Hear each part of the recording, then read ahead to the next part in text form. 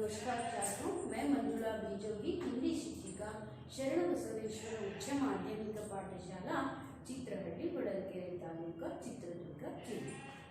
छात्रों, आज हम क्या करेंगे? हिंदी वल्लरी तृतीय भाषा हिंदी के 8वीं कक्षा का एक गद्य पाठ के बारे में जानकारी प्राप्त करेंगे। तो पाठ है, कौन सा है? छुट्टी पर। आज का नाम क्या है? छुट्टी पर। तो हम उससे पहले कि छुट्टी पत्र क्या है? रजय पत्र, रजय चीटी अंत नवे। तो हम इसे कब लिखते हैं? आप कक्षा में आकर जो पाठ सीखते हैं, आ जाते हैं, स्कूल आ जाते हैं, जाते हैं, लेकिन बीच में एक बार क्या होता है, इस अवधि में हमें छुट्टी चाहिए होती है। तब क्या करते हैं? ऐसे ही जो कल आने वाले नहीं है तो बिना बताए चले जाते हैं, नहीं है ना? तब क्या करते हैं? अपने कक्षाध्यापक या कक्षाध्यापिका या उसके बाद नहीं तो अपने प्रधान अध्यापक या प्रधान अध्यापिका से आप परमिशन लेकर क्या करते हैं? छुट्टी लेकर चले जाते। जाते समय एक पत्र लिखकर देना पड़ता है, वही कौन सा है? छुट्टी पत्र, रजय चीटी अथवा रजय पत्र। तो उसे किस प्रकार लिखना है? हम लोग कह देते हैं कल हमें छुट्टी चाहिए, कहने के लिए आप आ जाते हैं तो हम बोलते हैं आप एक पत्र लिखकर दो, छुट्टी पत्र लिखो। तो आप तब क्या करते हैं? इधर उधर करके छोड़ देते हैं। इसीलिए बच्चों यहाँ पर क्या है, इसका भी एक पत्र लिखने का भी एक नियम होता है। हम व्यक्तिगत पत्र, ये व्यावहारिक पत्र, इस रूप में हम पत्र के भाग को देखते हैं। उसमें हम अभी सिर्फ छुट्टी पत्र के बारे में ही जानकारी प्राप्त करेंगे। तो किस प्रकार लिखना है? आपको छुट्टी चाहिए तो आप किस प्रकार लिखकर पत्र देना है, और उसके साथ साथ ये परीक्षा की दृष्टि से भी 5 अंक के लिए नहीं तो 4 अंक के लिए ये पत्र हम लिखने के लिए दे देते हैं। तब इधर उधर करके आप कैसे चाहिए, आपको मन जैसा कहता वैसे लिख देते हैं तो अंक नहीं मिलते। जो जगह पर होना चाहिए वैसे ही होने पर ही हम उसको, जो उसके नियम के आधार पर ही हम क्या करते हैं बच्चों, आप लोगों को अंक दे देते हैं। इसीलिए आपको किस प्रकार लिखना है 8वीं कक्षा से ही आप प्रैक्टिस करते जाएंगे तो 9वीं कक्षा में भी आ जाता है और 10वीं कक्षा में भी। उसके साथ साथ कहीं भी आप जाइए, पत्र लिखने की जरूरत होती है तो इस नियम के अनुसार ही आप पत्र लिख सकते हैं। तो देखेंगे ये छुट्टी पत्र किस प्रकार होता है। यह पाठ, गद्य पाठ हमें दर्शाता है कि ये 8वां पाठ है, दर्शाता है कि किस प्रकार ये नियमों को फॉलो करके हम लिखना है। तो सीखते जाएंगे एक एक करके। तो किस प्रकार लिखने से कौन से कैसे अंक हमें मिल सकते हैं और ये जानकारी हम किस प्रकार प्राप्त करना है। तो देखेंगे बच्चों, पहले एक शब्द यहाँ पर आपके पुस्तक में जो एड्रेस दिया गया है, पता अंत ಹೇಳ್ತಾ है। इंग्लिशಲ್ಲಿ एड्रेस ಅಂತ ಹೇಳಿದ್ರೆ ಕನ್ನಡದಲ್ಲಿ ವಿಳಾಸ ಅಂತ ಹೇಳ್ತೀವಿ, ಹಿಂದಿ में पता ಅಂತ ಹೇಳ್ತೀವಿ। विलास के पता ಅಂತ ಹೇಳ್ತಾರೆ। तो एक यहाँ पर पता होता है यानी एड्रेस होता है, विलास इರುತ್ತೆ। ಅದು ಯಾವ್ದಪ್ಪ ಅಂದ್ರೆ प्रेषक नाम पर होता है। प्रेषक नाम, प्रेषक होने के बाद आपको क्या करना है? एक कॉमा डालना है, ये भी जरूरी है, ये नियम के साथ, क्योंकि उसके साथ हम नीचे कुछ विषय को उसके बारे में कहने वाले हैं। तो ये कौन सा एड्रेस है? ये तो हम इंग्लिश में या अंग्रेजी में कहते हैं फ्रॉम, है ना? तो कन्नड़ में कहते हैं इंदा, तो हिंदी में कहते हैं प्रेषक। ठीक है बच्चों, हम हिंदी में देखते हैं प्रेषक। प्रेषक के रूप में हम देखते हैं, इसका अर्थ होता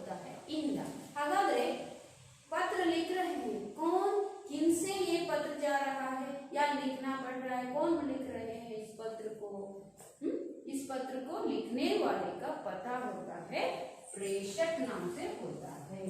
याद रखिए क्या है प्रेषक का अर्थ? ಇಂದ अथवा फ्रॉम। यारिंदा पत्र बरेयोरु यारू अंत। यहाँ पर एक नाम दिया गया है, वो यहाँ पर देखिए यहीं से प्रारंभ करना है, यहाँ थोड़ा जगह जोड़ना है। उसके साथ साथ हम इधर क्या करेंगे, दूसरा जो अक्षर है वहां से शुरू करेंगे। यहाँ एक नाम है सुधा, है ना। सुधा के बाद भी हम क्या करेंगे, इधर एक कॉमा डालेंगे। उसके बाद ये सुधा कौन सी कक्षा में पढ़ रही है, तो इसीलिए इसके लाइन पर ही आ जाना है। वैसे ही तो सुधा यहाँ पर 8वीं कक्षा की है ना, 8वीं कक्षा को लिखना है।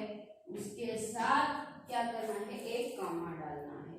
तो 8वीं कक्षा पढ़ रही है सुधा, किस स्कूल में पढ़ रही है, कौन सी पाठशाला है इसकी, इनकी सुधा की, तो हम देखेंगे सरकारी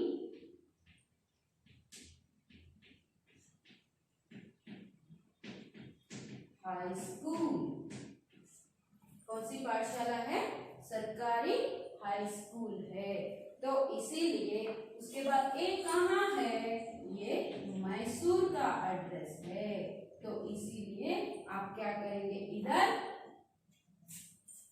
कक्षा के बाद भी कॉमा, हाई स्कूल के बाद भी एक कॉमा, उसके साथ मैसूर में है, उसके साथ साथ पिन नंबर भी यहाँ पर है 570। उसके बाद 020 इतना डालकर हम ये कौन सा एड्रेस है, ये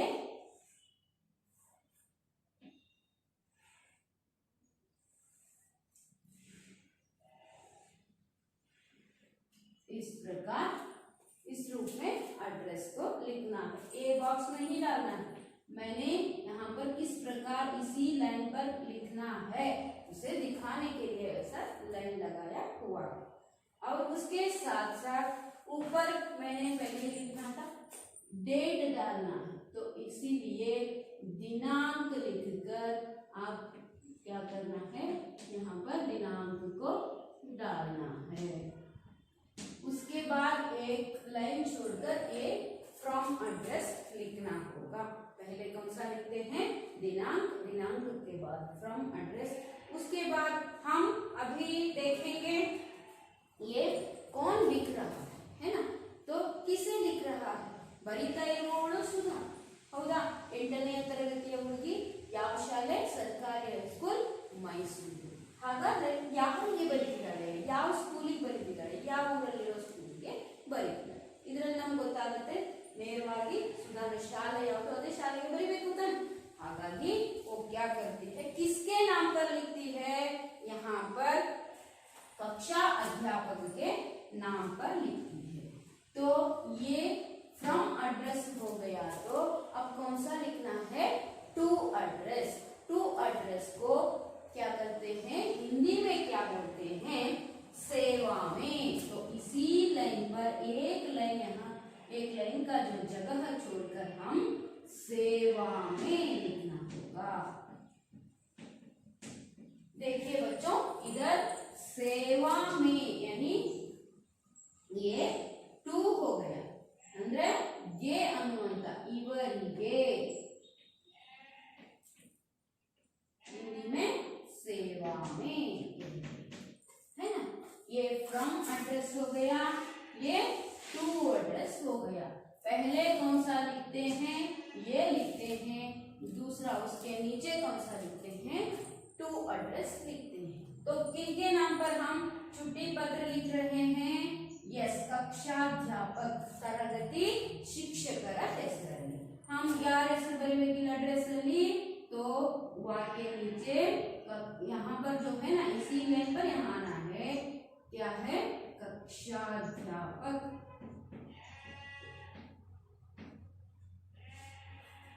है ना।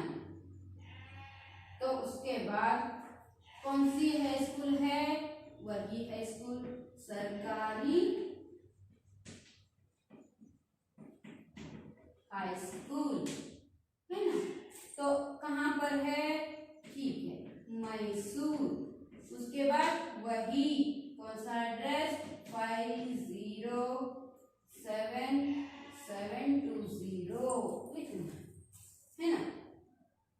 यहाँ पर दो एड्रेस हो गए। कौन लिख रहा है, किसे लिख रहा है, ಯಾರು ಯಾರಿಗೆ ಬರೀತಿದ್ದಾರೆ, ಈ ಎರಡು ವಿಳಾಸಗಳನ್ನ ನಾವು ನೋಡಿದ್ವಿ. तो उसके नीचे ಏನ್ ಮಾಡ್ತೀವಿ ನಾವು, ಮಾನ್ಯರೇ ಅಂತ ಕನ್ನಡದಲ್ಲಿ ಬರೀತೀವಿ, ಹೌದಾ. ಅದನ್ನ ಹಿಂದಿಯಲ್ಲಿ ಏನ್ ಬರೀತಾರಪ್ಪ ಅಂದ್ರೆ, ಇದೇ ಲೈನ್ ನಲ್ಲಿ ಕೆಳಗಡೆ ಬಂದ ನೀವು ಆದರಣೀಯ ಮಹೋದಯ್ ಅಂತ ಬರೀಬೇಕು.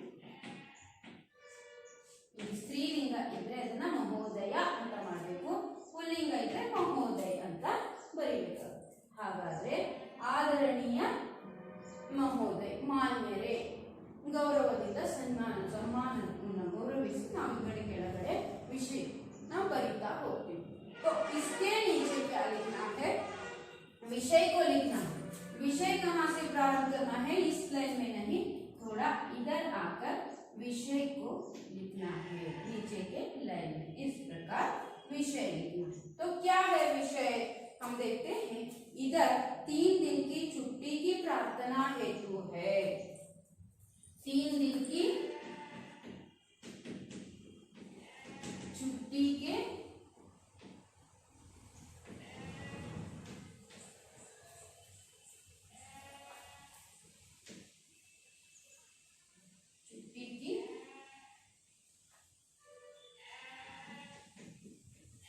ಪ್ರಾರ್ಥನಾ ಹೇತು ಅಂದ್ರೆ ಕಾರಣ. ಯಾವ ಕಾರಣಕ್ಕಾಗಿ, ಇಲ್ಲಿ ನಮಗೆ ವಿಷಯ ಏನಪ್ಪಾ ಅಂದ್ರೆ 3 ದಿನದ ರಜೆಯ ಕೊಡುವ ಕಾರಣ ಕುರಿತು ಅಂತ ನಾವು ವಿಷಯವನ್ನ ಬರೀಬೇಕು. उसके बाद हम देखते जाते हैं, हम किसी भी विषय को लिखते समय पैराग्राफ के रूप में लिखते हैं. तो शुरू करेंगे इधर से. तो क्या है विषय, उपरयुक्त विषय के संबंध में.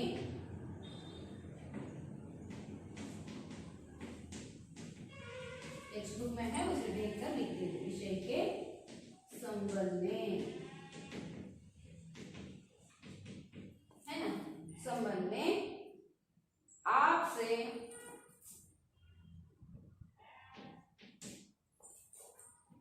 निवेदन है कि, तो हम इधर विषय को पूरा करने के बाद एक फुल स्टॉप यानी पूर्ण विराम दे देंगे. विषय पूर्ण होने के बाद विषय क्या क्या है उधर है, आप यहाँ पर लिखने के लिए नहीं होता है, इसीलिए मैंने 2 लाइन लिखकर बाकी का ऐसे ही छोड़ दिया है. आप लोगों ने क्या करना है, पूरा करना है अपने नोटबुक में. तो उसके बाद छुट्टी देने की कृपा करें. उस होने के बाद हम क्या करते हैं, एक फुल स्टॉप दे देते हैं. उसके बाद जो हम ವಂದನೆಗಳೊಂದಿಗೆ है ना कहते हैं ना, तो उसके लिए हम क्या करते हैं, इसी लाइन में कौन सी, प्रेषक सेवा आदरणीय के नीचे ही हम क्या करते हैं, इधर धन्यवाद सहित ಅಂದ್ರೆ ವಂದನೆಗಳೊಂದಿಗೆ ಅಂತ ನಾವು ಇಲ್ಲಿ ಮುಗಿಸ್ತೀವಿ. तो लिखकर हम उसके नीचे अभिभावक के हस्ताक्षर ಅಂದ್ರೆ ಪೋಷಕರ ಸಹಿ. ಅಭಿಭಾವಕರಂದ್ರೆ ಯಾರು, ಪೋಷಕರು. ಅಭಿಭಾವಕ್ के ಹಸ್ತಾಕ್ಷರ ಅಂತ ಬರೆದು ಬಿಟ್ಟು ನಾವು ಕೆಳಗಡೆ ಅವರ ಸೈನ್ ಅನ್ನ ಅಥವಾ ಹೆಸರನ್ನ ಬರೆದು ಮಾಡಬೇಕು. तो ಅದರ ಈ ಕಡೆ ಪಕ್ಕದಲ್ಲಿ ನಾವೇನ್ ಮಾಡ್ತೀವಿ, ತಮ್ಮ ವಿಶ್ವಾಸಿ ಈ ತರ ಎಲ್ಲ ತಿಳಿಸ್ತೀವಿ. ಹಾಗಾದ್ರೆ ಇಲ್ಲೇನ್ ಕೊಟ್ಟಿದ್ದಾರೆ ಅಂದ್ರೆ, आपकी आज्ञाकारी छात्र, आपकी आज्ञाकारी ಛಾತ್ರ ಅಂತ ಕೊಟ್ಟಿದ್ದಾರೆ. ಯಾಕಂದ್ರೆ ಇವಳು ಸುಧಾ ಸ್ತ್ರೀಲಿಂಗದಲ್ಲಿದೆ, ಅಲ್ಲಿ ಹುಡುಗನ ಹೆಸರಿದ್ದಿದ್ರೆ ಛಾತ್ರ ಅಂತ ಆಗ್ತಿತ್ತು. छात्र का स्त्रीलिंग रूप क्या होता है, छात्रा होता है. तो ನಿಮ್ಮ ಆಜ್ಞೆಯನ್ನ ಪಾಲಿಸುವ ವಿದ್ಯಾರ್ಥಿನಿ ಅಂತ ಇದರ ಅರ್ಥ ಬರುತ್ತೆ। आपके आज्ञाकारी छात्रा कौन है यहाँ पर?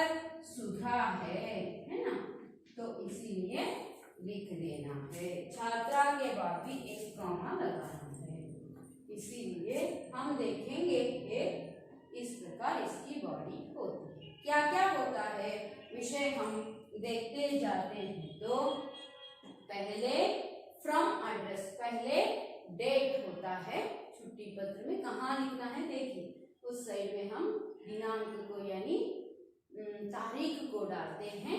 उसके बाद फ्रॉम एड्रेस लिखते हैं। फ्रॉम एड्रेस में कौन लिख रहे हैं, उनका नाम, ये कहाँ पढ़ाई करती है और किस कक्षा में पढ़ाई करती है, कौन से गांव में पढ़ाई करती है, उसका पूरा पता लिखना है।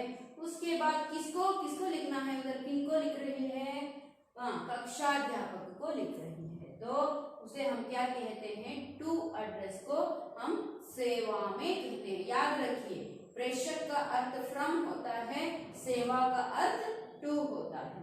तो गे ಇವರಿಗೆ ಅಂತ ಆಗುತ್ತೆ। ಹಾಗಾಗಿ हम किसे लिख रहे हैं, कक्षा के अध्यापक को लिख रहे हैं। कौन से हाई स्कूल के हैं, ये सरकारी high school, government high school के हैं। उसके बाद ये मैसूर के हैं और पिन नंबर इधर भी सेम डालना हो। उसके बाद वह ये मान्य रे कहने के लिए हम क्या लिखते हैं, इधर आदरणीय महोदय ಅಂತ ಬರ್ತೀವಿ। आदरणीय महोदय आदमेले विषय लिखना है। विषय का स्थान ये है, स्थल यहाँ से शुरू करना है। क्या है विषय, हमें 3 दिन की चिट्ठी चाहिए। क्यों चाहिए, वो पूरा विस्तार से हम विषय के रूप में नीचे लिखते हैं। उसके बाद लिख कर होने के बाद आप जो कहते हैं उसे पालन करने वाली आपकी छात्रा, आपका छात्र, इस प्रकार लिखकर अपना नाम लिख लेते हैं। इस साइड में आपके पेरेंट्स के सिग्नेचर यानी ಪೋಷಕರ ಸಹಿ ಅಥವಾ ಪಾಲಕರ ಸಹಿ, ಅವರ ಪರ್ಮಿಷನ್ ಬೇಕಲ್ವಾ, ಸುಳ್ಳು ನಿಜ ಅಂತ ಗೊತ್ತಾಗೋದಕ್ಕೆ। ಹಾಗಾಗಿ यहाँ पर अभिभावक के हस्ताक्षर ऐसा लिखकर वहाँ पर आप उनका सही यानी साइन डालकर ले आना है, तभी आप लोगों को छुट्टी दे सकते हैं। तो कल क्या करेंगे, सभी एक एक छुट्टी पत्र लाकर अपनी यानी मेरे हाथ में दे देते हैं, तो मैं नहीं देने वाली छुट्टी, है ना। यहाँ पर सिर्फ नियम के आधार पर किस प्रकार पत्र के तत्व को अपनाकर हम पत्र लिख सकते हैं, उसे मैंने समझाने के लिए लिखा है। आप कहीं पर जाना है तो ऐसा एक पत्र देकर ही जाना होता है, स्कूल के नियम का पालन करना होता है। बच्चों समझ में आया, ऐसा लगता है मुझे। कुछ नहीं है, इधर पहले फ्रॉम एड्रेस है, टू एड्रेस है, इनको जो लिख रहे हैं उनको गौरव के साथ आदरणीय महोदय कहते हैं। उसके बाद जो विषय क्या है पत्र का वो लिखते हैं, कितने दिन छुट्टी चाहिए वो लिखना है ना, क्यों चाहिए लिखने के लिए पूरा इधर हम विस्तार से लिखते हैं। उस विस्तार में क्या है देखते जाएंगे। आप किस प्रकार लिखना है, उपरयुक्त विषय के संबंध में। उपरयुक्त ಅಂದ್ರೆ ನೀವು ಬರೀತೀರಾ ಕನ್ನಡದಲ್ಲಿ, ಈ ಮೇಲ್ಕಂಡ ವಿಷಯಕ್ಕೆ ಸಂಬಂಧಿಸಿದಂತೆ, ಈ ಮೇಲ್ಕಂಡ ವಿಷಯದಂತೆ ಅಂದ್ರೆ ಮೇಲೆ ನೀವೇನ್ ಬರ್ದಿರ್ತೀರಾ, 3 ದಿನದ ರಜೆ ಬೇಕು ಅಂತ ಬರ್ದಿರಲ್ಲ, ಅದಕ್ಕೆ ಸಂಬಂಧಪಟ್ಟಂತೆ ಅದು ಎಲ್ಲಿರುತ್ತೆ, ऊपर ಅಂದ್ರೆ ಮೇಲ್ಭಾಗದಲ್ಲಿ ಬರುತ್ತೆ, ಅದೇ उपरयुक्त, ऊपर लिखे हुए विषय के संबंध में ಅಂತ ಅಷ್ಟೇ ಅರ್ಥ, ಶಬ್ದ ನೆನಪಿಟ್ಕೋಬೇಕು। उपरयुक्त विषय के संबंध में आपसे निवेदन है कि ನಿಮ್ಮಲ್ಲಿ ನಾನು ವಿನಂತಿಸಿಕೊಳ್ಳುವುದೇನಪ್ಪ ಅಂತ ಹೇಳಿದ್ರೆ, वहाँ पर दिनांक यानी तारीख को डालना है, कहाँ से कहाँ तक आप लोगों को छुट्टी चाहिए। तब क्या करते हैं आप लोग, दिनांक यानी तारीख को लिख देते हैं। यहाँ पर 4 तारीख 10वां महीना 16 जो ईस्वी दिखाई दे रही है, ये छोड़ दीजिए, आपको जो चाहिए उस ईस्वी को डाल सकते हैं। तो कहाँ से कहाँ तक, ठीक है, यहाँ से यहाँ तक 2 तारीख लिखना है। 3 दिन चाहिए ना, पहले के दिन से लेकर 3 दिन तक की तारीख डालकर वहां पर शुरू करना है। मुझे अपने भाई की शादी, कारण चाहिए ना, क्यों जा रहे हैं, क्यों आप छुट्टी ले रही हैं, आपकी तबीयत ठीक नहीं है या कोई अलग वजह है यानी कारण है, ये सुनना हमें समझ में आना है। इसीलिए आप क्या करना है, सही वहां पर जो वजह है उसे डालना, कारण डालना। तो ये लिख रही है मेरे भाई की शादी के लिए हमें कहाँ जाना है, बेंगलुरु जाना है। मेरे भाई की शादी है इसलिए हम बेंगलुरु जाना है, इसीलिए विद्यालय नहीं आ सकती मैं, इस कारण से मैं विद्यालय नहीं आ सकती।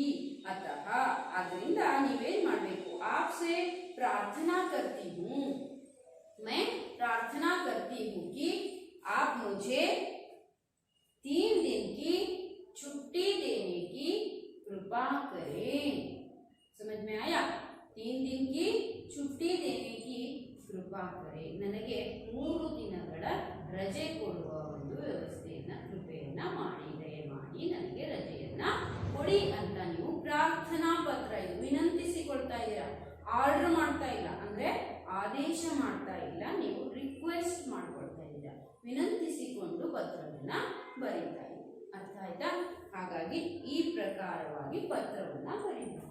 यहाँ पर बीच में कुछ नहीं होना चाहिए, ये जगह खाली रहना, इसीलिए वहां पर सुधा क्या कर रही है, वहां पर बैठकर पत्र को लिख रही है सुधा, वो चित्र दिखाई दे रहा है, क्योंकि इस जगह पर कुछ भी नहीं लिखना है। जो पत्र की बॉडी इस प्रकार होती है ना, इसीलिए आप फिर चित्र को वहां पर जो लिखना वो वैसा मत कीजिए। यहाँ पर चित्र भी है, हर एक पत्र में हमें चित्र को भी यहाँ पर खींचना है, ऐसा नहीं है। ये जगह खाली होना चाहिए, इसलिए वहाँ पर जगह खाली छोड़ने के जगह पर एक चित्र लगा और कुछ नहीं है। आपको इसी प्रोसीजर के आधार पर पत्र को लिखना पड़ता है। अभी समझ में आया ना बच्चों?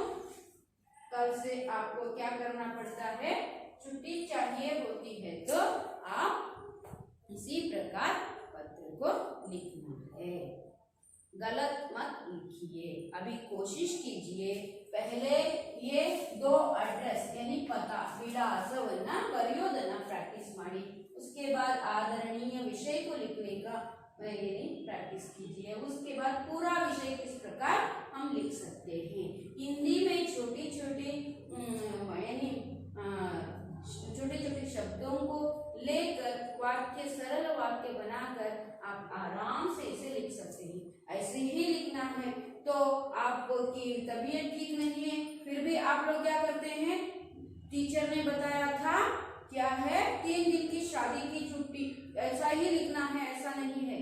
कारण आपका जो भी हो उस कारण को विषय के सामने लिखना होता है। आपकी तबीयत ठीक नहीं है तब तबीयत की बीमारी के कारण मुझे इतने दिन, 2 दिन, 3 दिन, 4 दिन, ज्यादा मत पूछिए, ऐसे पूछना है। उसके बाद क्या करना है, आपको अपना जो कारण होता है उसे डालकर आप लिख सकते। समझ में आया? सिर्फ इस टेक्स्ट बुक में क्या है, भाई की शादी जाना है, इसीलिए हम भी जो भी कारण हो भाई की शादी नहीं लिख सकते। जो कारण सही है, किस कारण से आप छुट्टी ले रहे हैं, तो उस कारण को लिखते हुए आप इस प्रकार लिखना है सिर्फ, लेकिन कारण अलग होता है, विषय थोड़ा अलग होता है, बाकी एड्रेस वगैरह ये भी होता है। तो सुधा है तो आप लोग भी सभी सुधा मत लिखिए, आपका जो नाम होता है उस नाम को लिखकर आपकी स्कूल जो होती है उस स्कूल के बारे में लिखना होता है। ठीक है, मैसूर का ही स्कूल का नाम डालना है कि कुछ ऐसे भी बच्चे हो, ऐसा नहीं। आप जिस स्कूल में पढ़ती हैं, समझ में आया, उस स्कूल का एड्रेस, पता, ವಿಳಾಸವನ್ನ ಬರೀಬೇಕು। किसको लिखना है, तरगति शिक्षकರಿಗೆ बरीಬೇಕು। अर्थ आएगा मಕ್ಕಳೇ? मैं समझती हूँ ये पत्र आप लोगों को समझ में आया है। इसमें कुछ प्रश्न हैं, उन प्रश्नों का उत्तर आपको ही लिखना होगा। यहाँ पर एक खाली छुट्टी पत्र दिया गया है पुस्तक में, तो उस पत्र को पूरा कीजिए। और उसके साथ साथ अपने नोटबुक में भी आप क्या करना है, 1 या 2 पत्र लिखकर प्रैक्टिस करना होगा। बार बार कोशिश करने से आप परफेक्ट परिपूर्ण हो जाते हैं। इसीलिए यहाँ के कुछ प्रेषक का अर्थ दिया गया है, आदरणीय का अर्थ दिया गया है, उपरयुक्त का अर्थ दिया गया है, प्रार्थना आदि, विवाह इसका अर्थ दिया गया है, शादी का अर्थ क्या है वो सभी, दया का अर्थ दिया गया है। अभिभावक कौन होते हैं, देखभाल करने वाले। देखभाल करने वाले ಅಂದ್ರೆ ನಮ್ಮನ್ನ ಪಾಲನೆ ಪೋಷಣೆ ಮಾಡೋರು, ನೋಡ್ಕೊಳ್ಳೋರು ಸರಿ, ಅದನ್ನ ನಾವೇನ್ ಅಂತೀವಿ, ಪೋಷಕರ ಸಹಿ, ಪಾಲಕರ ಸಹಿ ಅಂತ ಕರೀತೀವಿ। ರಕ್ಷಕರನೆ ಮಾಡಿ ಅಂತ ಕೊಟ್ಟಿದ್ದಾರೆ, ನಿಮ್ಗೆ ಅರ್ಥ ಆಗಲಿ ಅನ್ನೋ ಕಾರಣಕ್ಕೆ ವಿವರವಾಗಿ ತಿಳಿಸಿ ಅದರ ಅರ್ಥವನ್ನ ಬರೆದಿದ್ದಾರೆ ಮಕ್ಕಳೇ। ಅದನ್ನ ನೋಡಿ ನೀವು ಪತ್ರವನ್ನ पूर्णಗೊಳಿಸಿ। उसके नीचे एक दिया गया है, पत्र इधर उधर हो गया है, इसके बॉडी के जैसे नहीं है, ये इधर आया है, ये इधर गया, ऐसा हुआ है, और ठीक करके व्यवस्थित रूप में लिखना है। उसके साथ साथ कुछ अर्थ, शब्द के अर्थों को लेकर जोड़कर लिखना है। उसके साथ साथ नमूने के अनुसार कुछ शब्द दिए गए हैं, उसे आराम से आप लिख सकते हैं। स्त्रीलिंग रूप लिखना होता है 5वें में। उसके बाद ये 6 में है, नमूने के अनुसार वाक्य बदलिए। इस एक नमूना दिया गया है, उसके जैसे वाक्य बदलिए, यानी यहाँ पर पुल्लिंग में वाक्य है उसे स्त्रीलिंग में लिखना है, बहुत सरल है। उसके साथ साथ यहाँ पर भाषा ज्ञान में विशेषण के बारे में दिया गया है। अगली कक्षा में मैं व्याकरण के संबंध में कहते समय में मैं विशेषता के बारे में या विशेषण के बारे में आपको जानकारी दूंगी। तो ठीक है बच्चों, अब तक जो मैंने ये छुट्टी पत्र आप लोगों को समझाया है, ये समझ में आया है ऐसा समझते हुए धन्यवाद समर्पण करती हूँ। धन्यवाद।